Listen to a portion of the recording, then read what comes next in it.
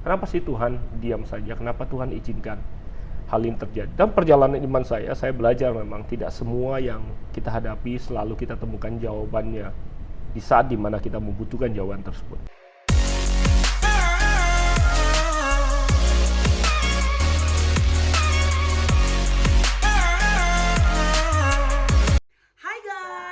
Hai teman-teman yang masih hashtag di rumah aja. Gimana, masih bertahan di rumah gak? Sama aku juga. It's almost 2 weeks ya, if I'm not mistaken. Udah di rumah terus. Dan aku yakin pasti udah banyak yang mumet, mau pecah kepala karena harus di rumah aja. Cause I'm sure it's not an easy thing to do, to keep your joy and not to feel bored, to just simply stay at home. Aku tahu banget nih, and I feel you guys, terisolasi di rumah dari pergaulan, dari mall, dari pekerjaan, terutama untuk orang-orang seperti kita yang selalu hampir tiap hari produktif dan sekarang harus benar-benar di rumah, no schedule. Aku tahu itu bukan hal yang mudah, tapi this is the thing that we have to do. Karena kita mengasihi diri kita mengasihi nyawa kita, dan kita mengasihi keluarga kita.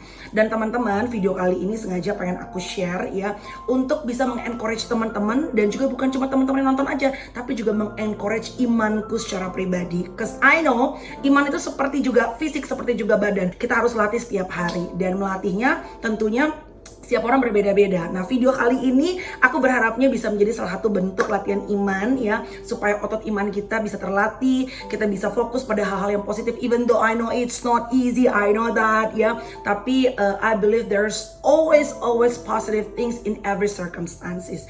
Dan teman-teman, di video kali ini aku akan melakukan tanya jawab kepada Pastor Jose Carroll tentang things that happen around us, gimana caranya untuk tetap bisa bersuka cita, tetap bisa punya pengharapan di tengah-tengah keadaan yang lumayan chaos sih. Karena ini bukan cuma terjadi di Indonesia, tapi juga all over the world ya. Terutama suamiku yang saat ini mungkin menyaksikan dari Australia. Hi, I miss you. Dan kami belum bisa bertemu kembali secara fisik, tapi aku percaya it's in God's perfect timing, di waktu Tuhan yang terbaik. Oke, pertanyaan pertama-tama sebelum aku tanya, tentunya aku pengen mengucapkan terima kasih untuk Pastor Jose Carroll yang sudah mau aku gangguin ya, dan juga udah memberikan banyak banget wisdom. Aku sendiri juga terberkati banget melalui jawaban-jawaban dari beliau. Oke, pertanyaan pertama, gimana sih caranya untuk tetap bisa punya positive attitude, positive mind ya, pemikiran yang selalu tetap bisa positif dan fokus kepada hal-hal yang positif. Dan yang paling utama adalah gimana caranya untuk tetap bisa memegang iman percaya kita kepada Tuhan di tengah-tengah serangan saat ini melalui kita nonton di TV, semua beritanya bikin takut dan khawatir. Even though I know that's for fact, tapi tetap aja fakta-fakta ini kadang-kadang bikin kita, jujur nih, iman agak sedikit kadang-kadang ups and down. Baca di sosial media pun hampir semua beritanya like 90%, hampir semuanya bikin kita kadang-kadang takut dan khawatir. Gimana caranya di tengah-tengah serangan begitu banyak berita yang menakutkan, tetap kita bisa berpegang terhadap iman kita dan juga tetap bisa fokus kepada hal yang positif.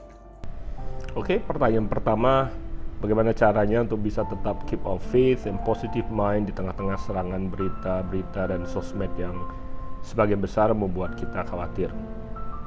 Kuncinya adalah menentukan dan mengendalikan apa yang kita izinkan mata kita lihat. Mata itu adalah pelita tubuh. Kalau mata kita baik, tubuh kita menjadi terang katanya. Itu adalah prinsip yang ada di Injil sebenarnya. Mata dan telinga kita itu menentukan apa yang ada dalam pikiran dan hati kita. Apa yang kita pikirkan, apa yang kita rasakan dikendalikan oleh apa yang kita baca atau kita tonton atau kita dengarkan. Itu sebabnya setiap hari kita perlu mengendalikan apa yang kita mau izinkan mata kita lihat, apa yang kita baca atau apa yang kita dengarkan. Nah, sementara ini dengan semua berita yang begitu banyak beredar, kadangkala kita hanyut dan kita tidak tahu bagaimana menentukan atau menjaga dan mengendalikan diri. Akibatnya nggak heran kalau banyak di antara kita mulai panik, mulai takut, mulai cemas. Saya sendiri sempat juga kebawa pada suatu hari di mana sejak 10 hari bekerja di rumah karena banyak waktu, menyaksikan semua berita di televisi, membuka semua kiriman melalui WhatsApp dan lain sebagainya. Semua kita nontonin, semua kita dengerin. Akibatnya karena membaca begitu banyak, mendengar begitu banyak, ikut sepertinya tanpa sadar merasakan. Saya masih ingat suatu hari itu sore-sore saya merasa kok tiba-tiba kok tenggorokan jadi mulai nggak enak, terus malah badan mulai demam. Ada banyak hal yang sebenarnya yang kita rasakan itu penyebabnya psikologis dibandingkan fisiologis. Jadi memang kuncinya adalah menentukan, menjaga diri, mengontrol, mengendalikan apa yang kita lihat setiap hari. Kita bisa pilih melihat hal-hal yang buruk, karena fakta berkata banyak di antara orang-orang kita kenal jatuh sakit, ada yang banyak sekali yang sudah meninggal. Saya sendiri kenal beberapa korban daripada COVID-19 ini saya pribadi, dan itu menakutkan. Setiap kali berita itu datang itu seperti chill ya, at the back gitu, kayak shock buat kita semua. Beberapa teman baik sekarang ini ada di Belanda sedang di rumah sakit dalam kondisi yang tidak baik. So realita ini memang begitu menakutkan. Virus ini memang begitu ganas. However, kita perlu menentukan, mengendalikan apa yang kita lihat, sehingga kita bisa mengendalikan apa yang kita pikirkan dan kita rasakan di tengah-tengah keadaan yang seperti ini. Wow, terima kasih banget buat jawabannya. Dan pertanyaan yang kedua, aku penasaran nih, karena seperti yang aku sampaikan sebelumnya, aku percaya bahwa masa-masa ini kita dibutuhkan untuk bisa selalu memaintain imun sistem kita, tubuh kita. We taking care of our body dengan olahraga, makan vitamin dan segala macam, hidup sehat tentunya. Tapi juga kan bukan cuma otot badan aja yang harus di maintain, tapi juga otot iman nih. Karena otot iman sendiri kalau nggak sering-sering dilatih, kadang-kadang kan jadi letoy alias kendor. Gimana caranya untuk tetap bisa punya otot iman yang terlatih, terutama di masa-masa yang berat seperti sekarang ini? Pertanyaan kedua, apa yang harus dilakukan setiap hari untuk melatih otot iman kita? Very good question. Iman itu adalah seperti otot yang harus dilatih. Sebagaimana otot jasmani kita, kalau kita tidak latih akan kehilangan kekuatannya. Demikian juga rohani kita, kalau kita tidak melatih atau membangun kekuatannya, maka kerohanian kita juga tidak akan punya kekuatan sama sekali. Saya teringat pada nasihat yang diberikan oleh seorang yang bernama Sulaiman atau Salomo, Raja Salomo. Amsal 3 ayat 5-6 dia memberikan nasihat, dan ada 3 kunci yang bisa kita pelajari di situ. Dia katakan, percayalah kepada Tuhan dengan segenap hatimu dan janganlah bersandar kepada pengertianmu sendiri. Akuilah Dia dalam segala lakumu, maka Ia akan meluruskan jalanmu. Dia katakan jalan kita akan diluruskan kalau kita lakukan 3 hal ini. Kita akan mampu punya kekuatan menghadapi apapun yang kita hadapi kalau kita lakukan 3 hal ini.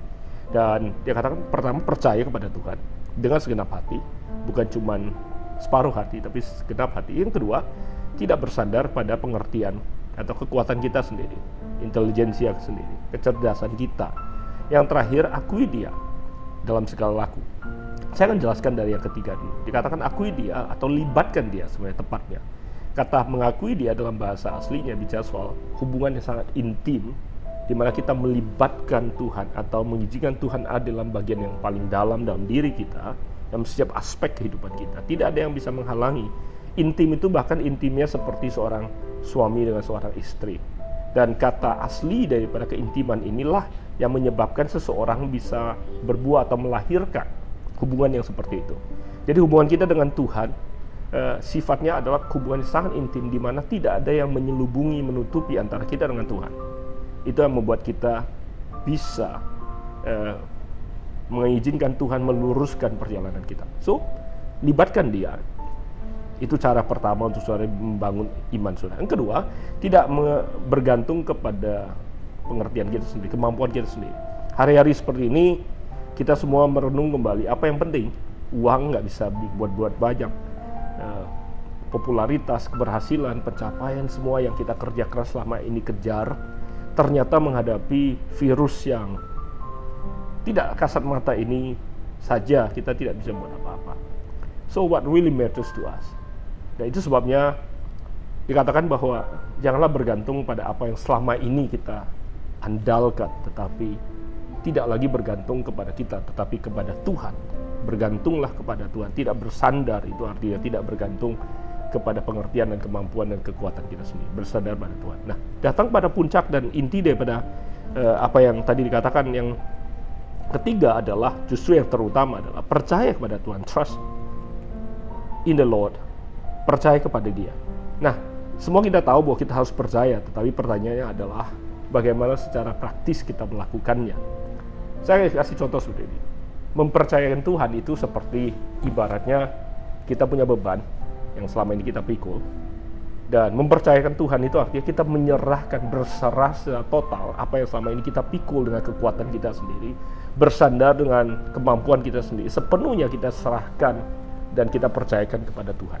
Itu artinya trust in the Lord with all your heart. Percaya kepada Tuhan dengan segenap hati. Nah, akan sangat konyol kalau kita memikul beban yang kita pikul dan kita mulai kewalahan, kemudian kita minta tolong, biasanya dalam doa, permohonan kepada Tuhan, dan dia datang mau menolong, dan kemudian kita berkata, ya saya perlu bantuan Tuhan, tapi nggak perlu angkat semua sih, cukup Tuhan ringankan beban saya sedikit saja, biarkan saya pikul sisanya. Itu akan sangat konyol sekali, padahal Tuhan datang ingin menolong kita untuk memikul seluruh beban yang kita punya. Jadi, bagaimana cara kita membangun iman kita? Percaya pada Tuhan dengan segenap hati, berserah kepada Dia. Apapun ancaman, ketakutan, kecemasan yang kau hadapi saat ini, kalau engkau bisa berserah kepada Dia segenap hati.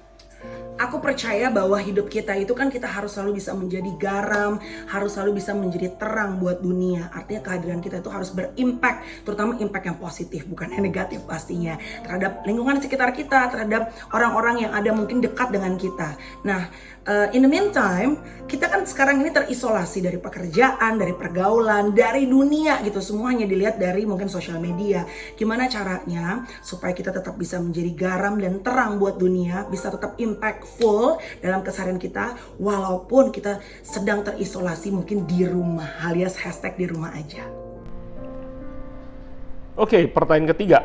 We have to stay at home. Bagaimana caranya untuk tetap bisa jadi garam dan terang di tengah-tengah era isolasi ini? Bagaimana menjadi berkat pada waktu kita semua stay at home? Feels like nggak banyak yang bisa kita lakukan. Menurut saya banyak sekali. Dengan doing nothing, dengan kita stay at home, sebenarnya kita sudah menolong sangat besar. Kita menolong pemerintah kita untuk bisa mengantisipasi, menangani masalah yang ada. Dan setelah kita stay at home, kalau kita masih bisa dan mau lakukan sesuatu, ada banyak yang bisa kita lakukan. Sudah bisa start donating, sudah bisa membantu, yang sebagaimana hari-hari ini udah banyak lakukan. Orang-orang sekitar kita banyak yang kesulitan untuk bisa makan. Ada yang bisa bantu donate, ada yang bisa bantu tenaga, ada yang bantu produksi, lakukan apa yang mereka bisa lakukan. Ada banyak sekali teman-teman yang saya kenal, mereka mulai berusaha bikin APD, berusaha untuk kontribusi. Setiap organisasi bekerja dan melakukannya berbeda-beda. Saya individu juga sudah bisa lakukan dalam kapasitas yang berbeda-beda, sudah bisa lakukan banyak hal. Nah, selain itu saya rasa selain sudah donate, sudah bantu, sudah bisa menghibur banyak orang, yang saya perhatikan adalah bahwa hari-hari ini ada banyak sekali orang-orang yang terisolasi. Karena sebenarnya sesungguhnya kita kerja di rumah, tidak seharusnya terisolasi. Kita betul ada di rumah, tapi menurut saya komunikasi bisa berjalan. Perhatian, kasih sayang bisa dicurahkan. Nah, kalau ada orang-orang tua sekitar kita atau yang kita kenal, keluarga kita sendiri mungkin yang terisolasi di rumah karena nggak bisa kemana-mana, mungkin ini saatnya dengan waktu yang kita punya, karena Tuhan memberikan pada kita semua waktu yang sama saat ini, dan waktu adalah kunci yang kita bisa pakai untuk bisa memberkati banyak orang. Pakai waktu kita, pakai tenaga kita sekarang, kasih perhatian. Kalau memang mereka tidak bisa dikunjungi, didatangin, minimal bisa dikirimin makanan, bisa diteleponin, bisa dikasih perhatian. So ada banyak sekali hal yang saya yakin lebih daripada apa yang saya bisa usulkan di sini, yang bisa keluar di benak teman-teman yang berusaha keras untuk berpikir apa yang bisa kita lakukan. Tengah-tengah kehidupan masyarakat kita ini, kita terpisah beberapa kategori orang berbeda-beda. Ada yang sampai sekarang masih tidak acuh, mereka masih nggak peduli, masih berpikir bahwa gue nggak bakal kena deh. Ada yang masih seperti itu sehingga mereka masih keluyuran seenaknya lakukan apa yang mereka mau lakukan. Sementara ada kelompok kedua, mereka yang mulai panik, yang tadinya mungkin berpikir bahwa gue nggak bakal kena, karena ada orang-orang sekitar mereka yang mulai sakit, dan mereka juga sekarang mulai panik dan mulai takut. Dan mereka juga perlu dibantu. Mereka apalagi ada yang betul-betul sudah sakit dan kewalahan dan ketakutan, mereka perlu dibantu.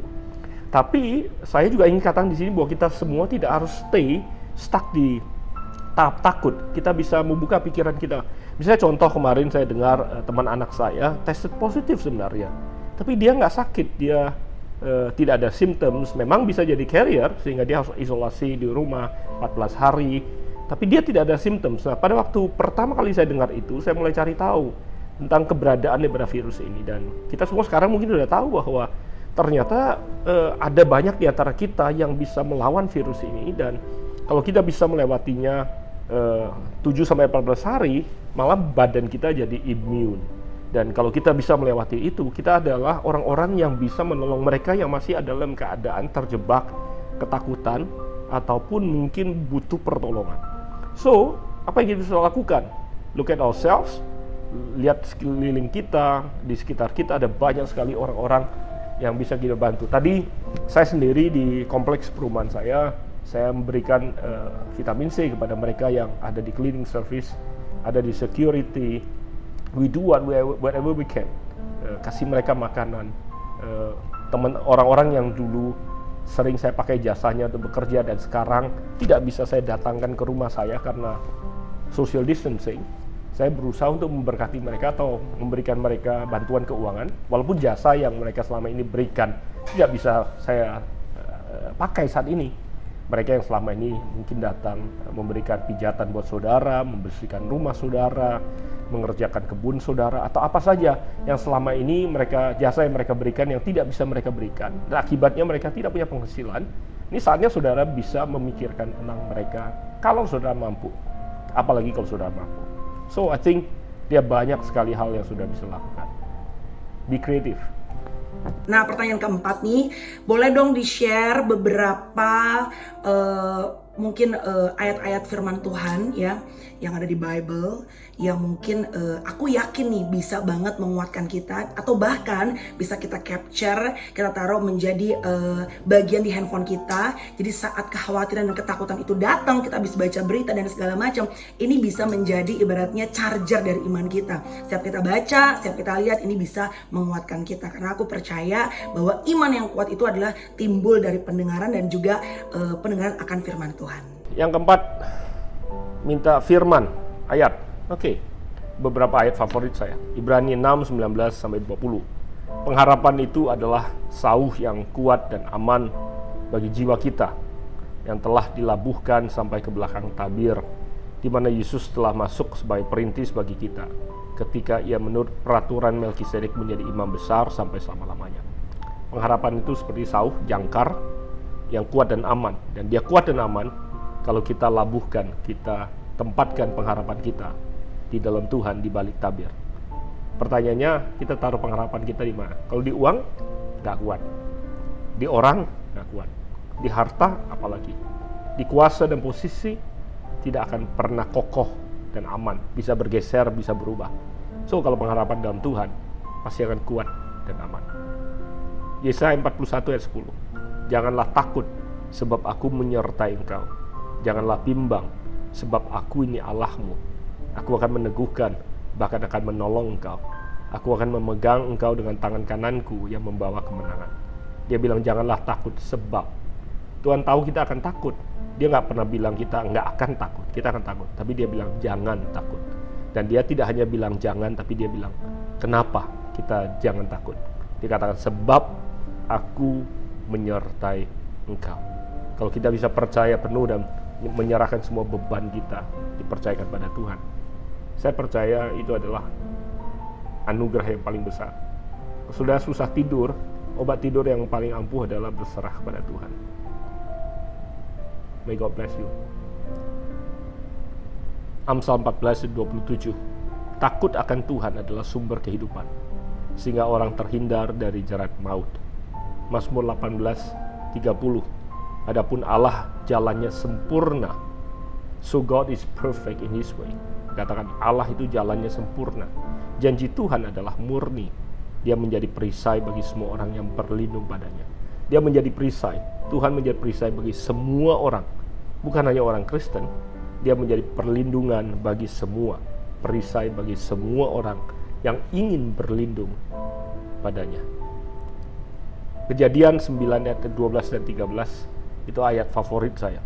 Sebagai tanda perjanjian kekal yang kubuat dengan kamu dan dengan segala makhluk yang hidup, maka ku taruh pelangiku di awan sebagai tanda perjanjianku dengan dunia. Pelangi adalah tanda bahwa Tuhan berjanji baik dan akan memberkati dan mengasihi dunia.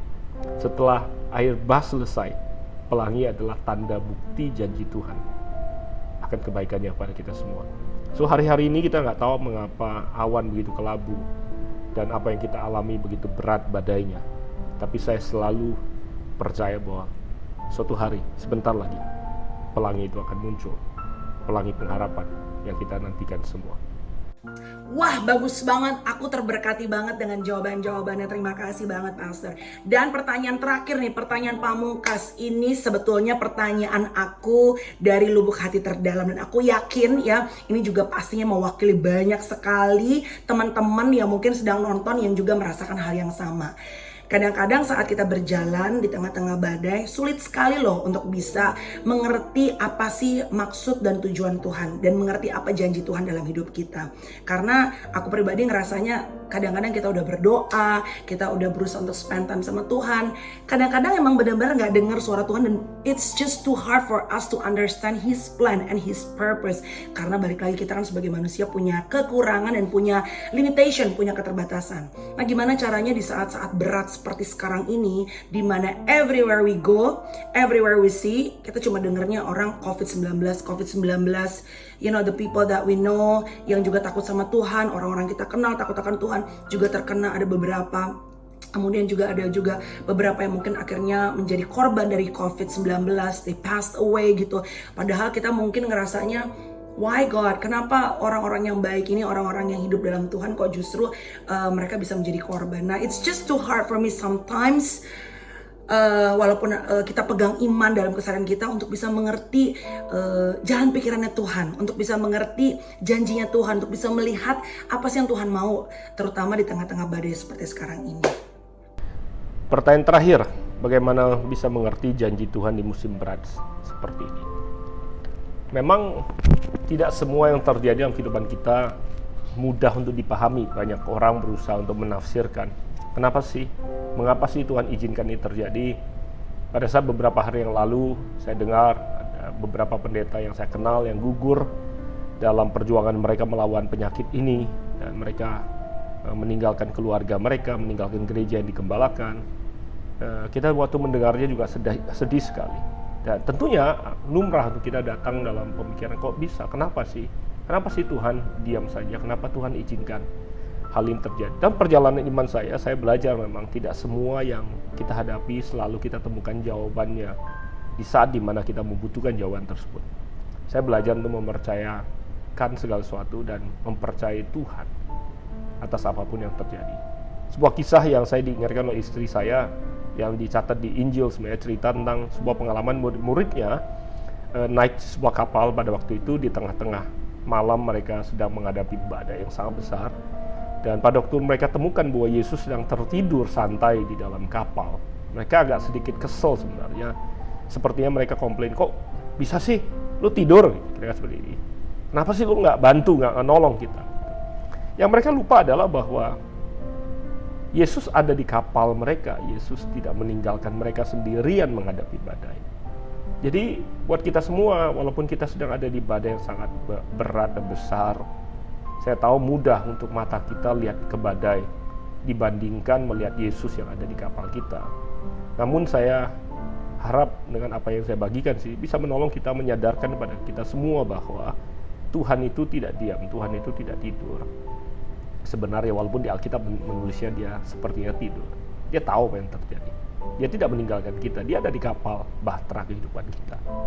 Dan itu sebabnya saya berharap setiap kita bisa bertahan dalam iman percaya kita pada Tuhan, berserah penuh, percaya penuh kepada Tuhan, bersandar kepada Dia dan tidak pada pengertian kita sendiri, dan kemudian mulai melibatkan Dia dalam semua keputusan kehidupan kita. Datang kepada Dia, jangan lari daripadanya. Ini saatnya untuk kita datang kepada Dia. Dan saya percaya pada saatnya nanti tiba, kita akan bisa melihat pelangi kasih-Nya, dan kita akan bisa memahami dan mengerti kebaikan-Nya bagi kita semua. So Tuhan Yesus memberkati. Saya berdoa supaya setiap saudara tetap dalam keadaan dilindungi oleh Tuhan. Apapun yang saudara hadapi, saudara gumuli, saya berdoa dan doa saya adalah bahwa damai sejahtera yang melebihi akal itu ada dalam hati dan pikiran saudara. Datangi Tuhan, curahkan isi hatimu kepada Dia, dalam doa dan permohonan syukur, kalau sudah curhat sama Tuhan, jawabannya pasti datang bagi setiap saudara. Tuhan Yesus memberkati. Pastor, terima kasih. Thank you very much, Pastor Jose Carroll.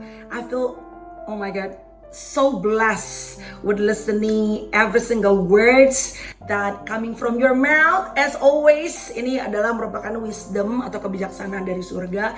Aku mengucap syukur buat waktunya, dan aku percaya bahwa video ini pasti akan menguatkan banyak iman yang mungkin sekarang udah mulai 20% atau mungkin 40% supaya bisa menjadi 100% lagi. We're still on fire in God ya.